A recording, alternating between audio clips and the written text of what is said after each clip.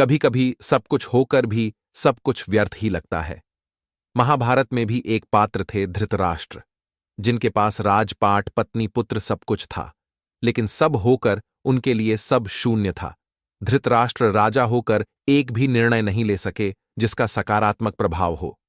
धृतराष्ट्र की कुंठा का एक सबसे बड़ा कारण उनका अंधा होना भी था। वह नेत्रहीन थे और इसी कारण वह हमेशा ही इस दुख में झलकर जीवन काट रहे थे।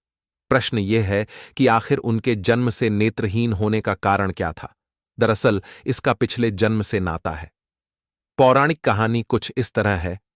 अपने पिछले जन्म में धृतराष्ट्र एक बहुत दुष्ट राजा हुआ करते थे। एक दिन नदी में एक हंस अपने बच्चों के साथ विचरण कर रहा था, जिस पर धृतराष्ट्र की नजर पड़ी। धृतराष्ट्र ने आदेश किया कि उस हंस की आंखें फोड़ डाली जाएं और उसके बच्चों का भी अंत कर दिया जाए। हंस ने भी मरते हुए धृतराष्ट्र को श्राप दिया कि जैसे आज उसके नेत्र निकाले गए हैं, उसके बच्चों का जीवन समाप्त किया गया है, उसी तरह अगले जन्म में नेत्र ना होने के कारण जीवन भर धृतराष्ट्र अपमानित होते रहेंगे।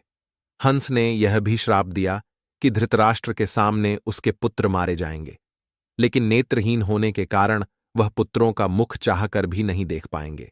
हंस का श्राप धृतराष्ट्र पर पड़ा और अगले जन्म में वह नेत्रहीन जन्मे और जीवन भर अपमानित होते रहे।